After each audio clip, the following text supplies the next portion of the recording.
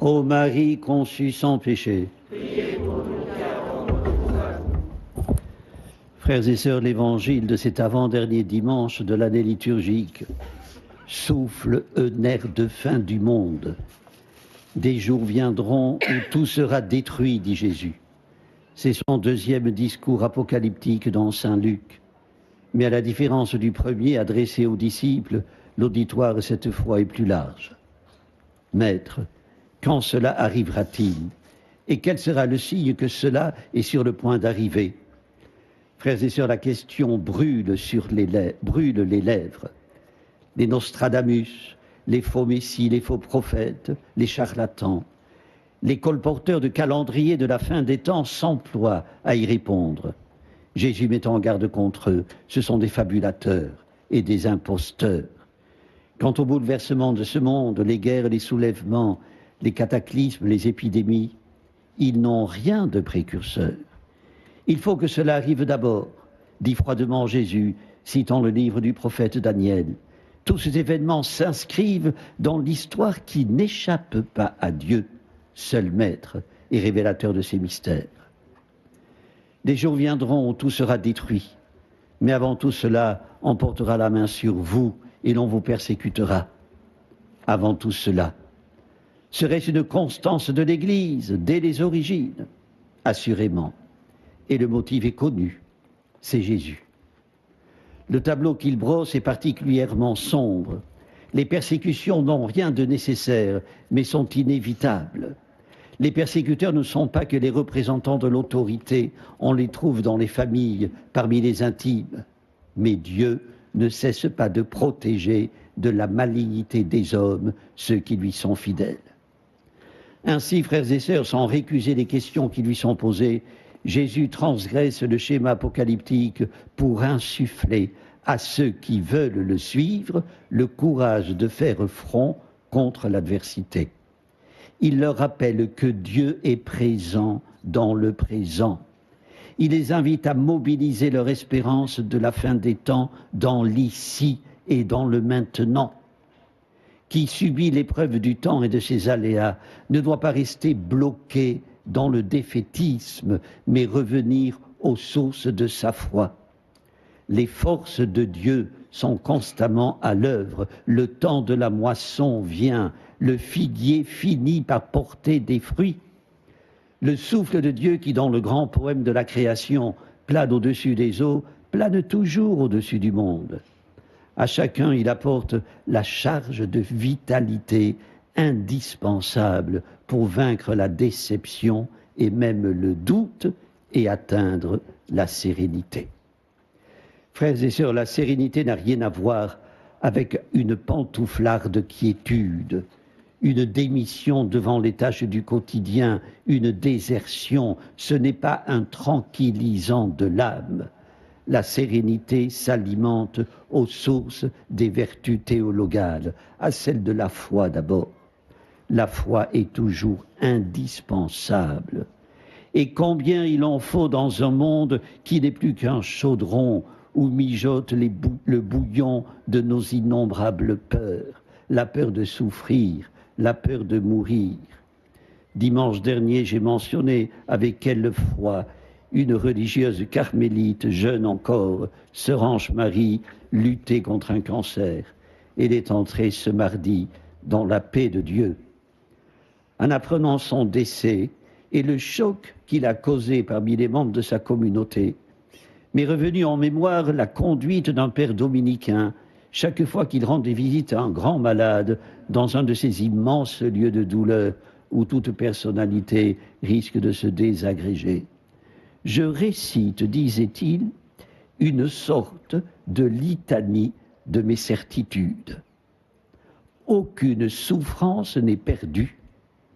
Rien, en fin de compte, ne sombre dans l'absurdité. Il n'y a point de larmes qui ne soit recueillie par l'ange de l'agonie. Il n'y a point de faute qui ne puisse être pardonnée. Il n'y a rien qui ne puisse être compris lorsque la miséricorde ouvrira devant moi les portes du royaume. C'est l'exacte reprise de l'adage dont les anciens juifs nourrissaient leur espérance. Vos cheveux sont tous comptés.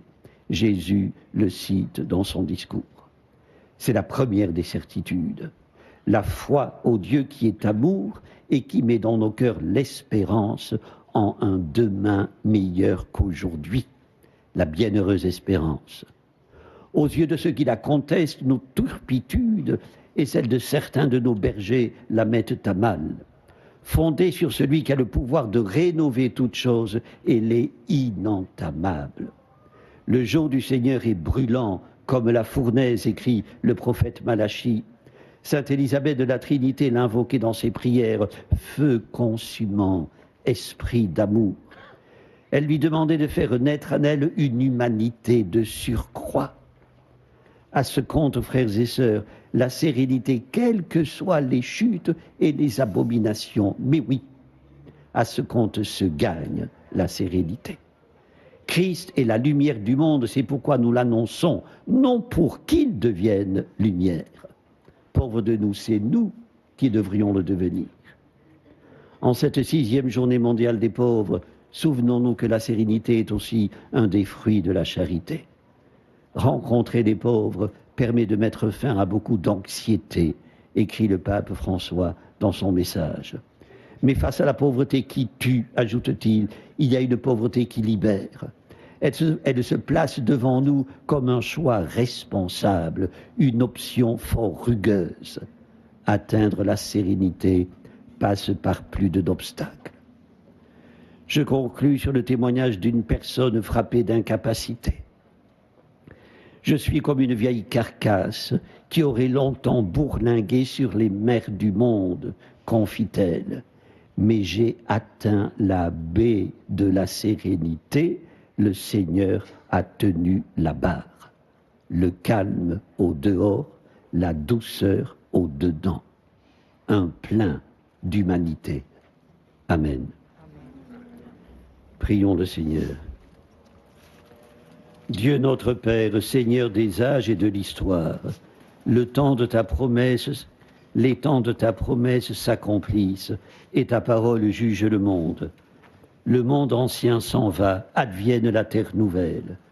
Par la puissance de l'Esprit reçu à notre baptême, fais-nous passer dans ton royaume, que nous chantions avec tous les bienheureux le cantique des sauvés, par Jésus le Christ, notre Seigneur. Amen. Le Seigneur soit avec vous. Et avec votre esprit. Que Dieu Tout-Puissant vous bénisse, le Père, le Fils et le Saint-Esprit. Amen. Notre-Dame de Lourdes, Sainte Bernadette, ô Marie conçue sans péché, priez pour nous qui avons recours à vous. Seigneur, Prince de la paix, écoute notre prière. Nous nous tournons vers toi alors que des bruits de guerre résonnent en Europe. Nous te prions pour l'Ukraine, nous te prions pour la Russie, nous te prions pour l'Europe et le monde. Sois le soutien de tous ceux qui sont secoués, ébranlés par la peur, l'angoisse et la violence. Brise l'orgueil des puissants, inspire la sagesse aux gouvernants, change les cœurs de pierre en cœurs de chair. Maintiens en chacun de nous l'esprit d'amour qui distingue en l'autre un frère, une sœur et non un ennemi. Fais de nous, Seigneur, des artisans de paix. Avec tous les chrétiens à travers le monde, prions les mots que Jésus nous a enseignés pour que sa volonté soit faite sur la terre comme au ciel. Notre Père, qui es aux cieux, que ton nom soit sanctifié, que ton règne vienne, que ta volonté soit faite sur la terre comme au ciel. Donne-nous aujourd'hui notre pain de ce jour. Pardonne-nous nos offenses, comme nous pardonnons aussi à ceux qui nous ont offensés. Et ne nous laisse pas entrer en tentation, mais délivre-nous du mal. Ô Vierge Marie, le peuple chrétien, à Lourdes vous prie, chez vous il revient. Ave, Ave, Ave Maria, Ave, Ave, Ave Ne vous effrayez pas, nous a dit Jésus, c'est par votre persévérance que vous obtiendrez la vie. Frères et sœurs, allez dans la paix du Christ. Nous rendons grâce à Dieu. Au nom du Père et du Fils et du Saint-Esprit. Amen.